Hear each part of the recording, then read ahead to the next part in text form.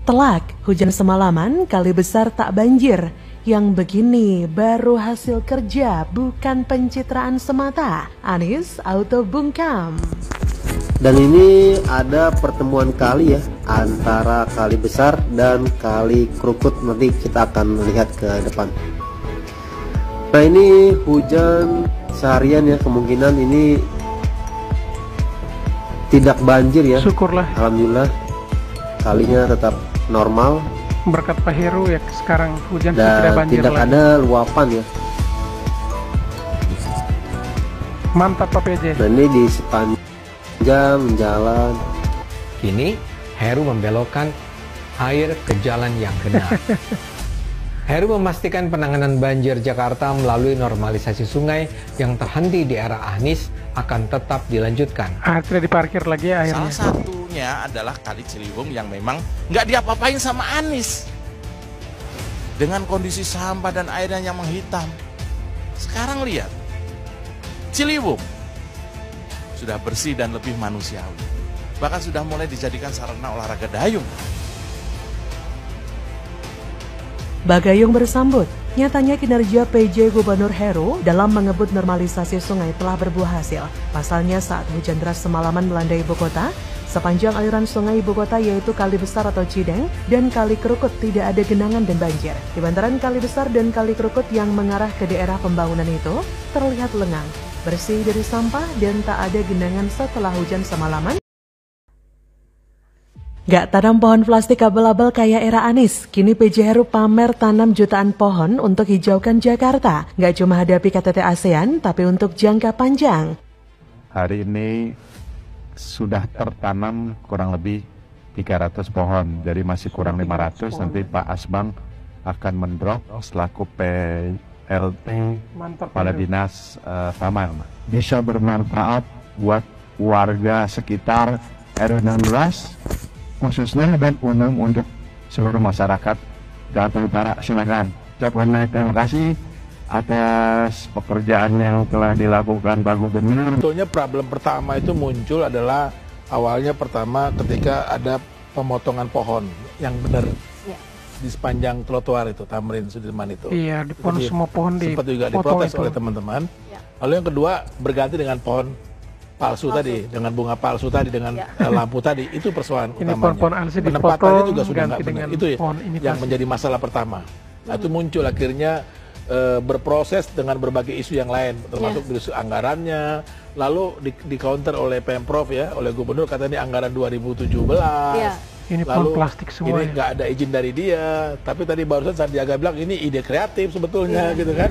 Nah, itu sebetulnya. Ada petugas dari Sudin Energi Pusat masang tanpa pemberitahuan, tanpa izin, dan mereka kerjakan. Begitu kita lihat ya langsung dicabut.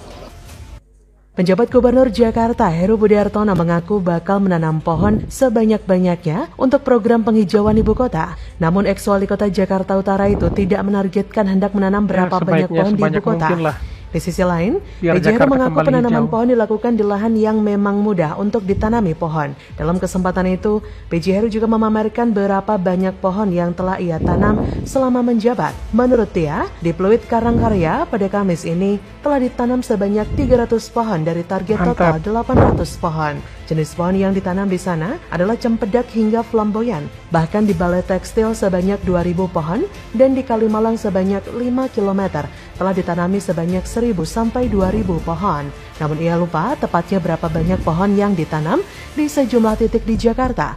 PJ Heru lantas meminta Dinas Taman dan Kehutanan di Stamhut DKI Jakarta agar merinci berapa banyak pohon yang telah ditanam di ibu kota. Penataan dan penghijauan ini dilakukan bukan hanya untuk menjadikan Jakarta hijau, tapi juga persiapan menjelang pelaksanaan KTT ASEAN di Jakarta.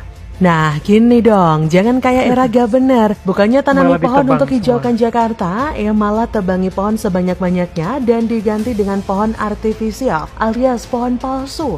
Lah, gunanya apa, Wan? Paling berapa bulan udah rusak kena triknya Jakarta. Belum lagi nggak nyumbang oksigen untuk warga. Koplak bener ya.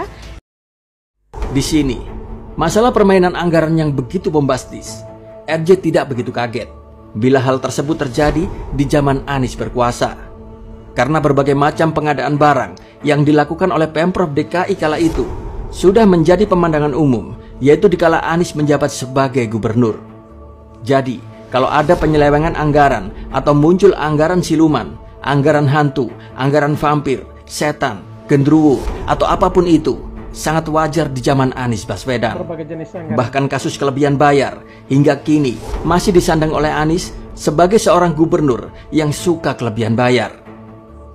Kekisruhan pohon plastik yang ditanam oleh Pemprov DKI di masa kepemimpinan Anies Baswedan tersebut pun semakin mencuat ketika ternyata anggaran yang digelontorkan sangat begitu fantastis, yaitu mencapai 8 miliar rupiah dengan harga pohon imitasi sekitar 8 juta rupiah per pohon.